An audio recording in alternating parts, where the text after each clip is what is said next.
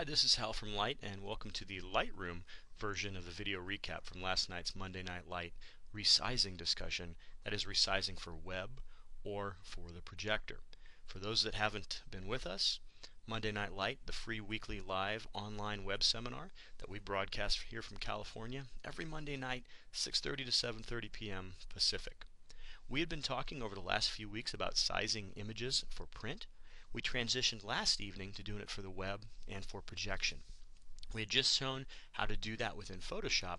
I want to take a look at some of the export functionality from Lightroom to show how we might do the exact same thing with just a slightly different interface. We're going to reference this image here of this eagle that I shot up in Alaska last winter, and the functionality we're going to use to save this for the web is the export functionality by clicking that export button down here at the bottom of the left panel. When I hit export, Lightroom brings up my export dialog. If you're not familiar with this dialog box, what we have on the left side are all of our presets, and then over on the right, all of the different choices we have when one, exporting a file, and two, creating a preset, so that once we've built our wheel and it's rolling along nicely, we don't have to construct it again every single day, and we can save ourselves some time and effort. The first thing we're going to check, and I'll go down relatively quickly through the kind of the standard portions here on the right side. For this discussion, we're going to go Files on Disk. The export location, we want to send whatever we're exporting from Lightroom for the web to a specific folder. I like sending it to a specific folder and not to the same folder as the original photo. For me, I'll just put it on the desktop. I'll click Put in Subfolder, and I'm going to save this as Lightroom Web. For my exports, I don't add them back into the catalog.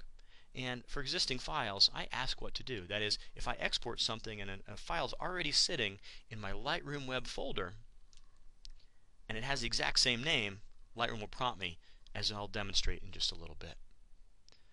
After we tell the file where it's going to be sent, we need to figure out a name. I like using file name because I've named my file something for a particular reason. I tend to keep that on the export. When we get down to file settings, this is where we can choose a specific format. When going to the web, it is most common that we're going to save as a JPEG. With a JPEG, we get a couple of options. The quality, this determines our JPEG compression. Our recommendation here at Light, when going to the web, is anywhere from roughly 60 up to 80 when we're going to the web. So I'll just go somewhere right in the middle. I'm going to go about a quality of 70. And color space, although Lightroom is operating in ProPhoto, the web doesn't. So the web, sRGB, I will choose the sRGB color space. What we lose here, different than our conversion in Photoshop, is we don't have that ability to preview exactly how the conversion happens to see if there are any issues with our tones and colors. Once we have the JPEG set, then we could just go to image sizing. I like to check the resize to fit so I can shrink this image down. That's typically what we're going to do when we go to the web. I like the basic width and height, and I'll type in there some width and height, which is very dependent upon what my output process is going to be, or my desired output use is. If I want to make sure that this image is able to be viewed on just about every monitor out there, whether it's desktop or laptop, I'll probably set something like an XGA resolution of 1024 by 768. This will make sure that the image will fit onto that certain monitor. If I wanted to make the image smaller, whether it's to not give potential, image thieves more stuff to work with, or I wanted to make a smaller image such that my viewers or readers could download the image faster, I could use a smaller image, 640 maybe by 480. Piece of cake. It all just depends on what your desired results are. So for our example here, I'll just say 1024 by 768. The resolution, it doesn't matter. So we could leave that however it is. I'll prove that to you here in just a moment. So for right now, I'll leave the resolution at 300. We could, if you'd like to, sharpen this image for the screen. I tend to not do this though, because when I sharpen something, I really do like to have full control of what it is I'm sharpening. Within the Metadata tab, we have options to minimize the embedded metadata, which will strip all of the keywords and other metadata except for our copyright and creator information. Over to you as to whether you'd like to do that or not.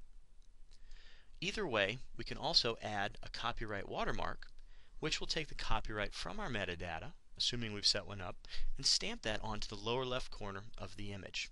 Now, it's not the sexiest watermark, but it is there and it is something.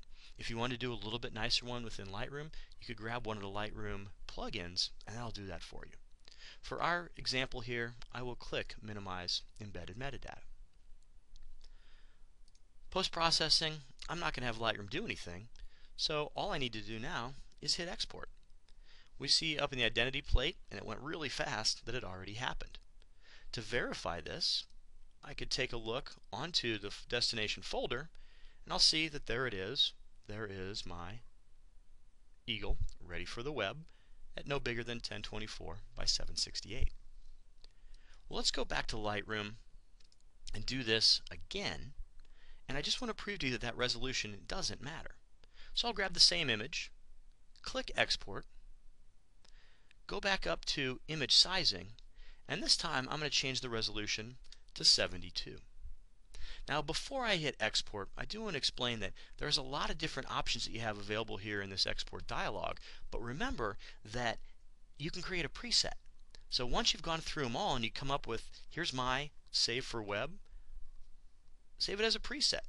Let's say, for example, with my web JPEG over here, or my web blog graphic. We have those already set up, so I wouldn't have to go through any of this process. 1024 by 768 at 72 resolution, I'm going to hit Export. Lightroom tells me, hey Hal, there's already an image sitting there with that name. What would you like me to do? I'll say, Lightroom, please give it a unique name, and continue the process. So going to my specific Lightroom web folder now, I can see that I have two versions of the image. Now just looking at it here inside of the Windows Explorer window might not prove to you that they're exactly the same and the resolution doesn't matter. So for that reason, I'm going to take a look at the bridge. Opening up the bridge, the image browser, I'll click on the first image, and the place I'd like to draw your attention is over here in metadata. We see that the image is 1024 by 683, 137 kilobytes at 72 pixels per inch. If I click to my next image, I take a look at how big the image is, 1024 by 683, 137 kilobytes, 300 ppi. Exactly the same. So when we export, it doesn't matter what that resolution is. Now our final discussion is how we would take an image and export it to have something that we could use on a projector. I would go about it the exact same way by clicking Export.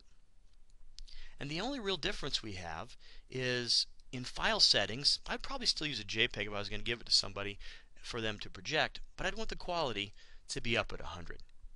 For image sizing, our discriminants now aren't how big do I want it so it fits on someone's monitor, but how's it going to fit on the projector? The information that we need to know to make this decision is what is the native resolution of the projector. If the projector's native resolution is XGA, it's going to be capable of a 1024 by 768. If it has to be something better than that, maybe a Canon SX6 or SX7, that gives me 1400 by 1050 resolution because it's a resolution SXGA plus type monitor. Pardon me, projector. So once you know what projector you're going to use, you want to resize your image such that it fits inside of that projector's native resolution. You can give some consideration to not using the entire display area of the projector. If you'd like to make it a little bit smaller, you could. So knowing that the projector might be capable of 1024 by 768, I'll say, you know, I'm going to give it a little bit of a buffer. I'm going to call it 950, I don't know, by about 725. That way, if there is any kind of degraded quality out near the edges or light fall off, it's not going to impact me. All you need to do then is click Export. You may do some output sharpening for that, depending upon the projector type and your experience with the projector. Like I said before, in most cases, I like to take total control of my output sharpening and not have it done in an automated fashion. But for the projector, figure out what the projector's native resolution is, size to fit, and you're going to be good to go. Once again, our resolution doesn't matter at all. Thanks for watching this quick video recap. We'll take a look next Monday at using Lightroom's print module to resize our images for print. Any questions, comments, or concerns, please email me, hal@lightworkshops.com. Thanks.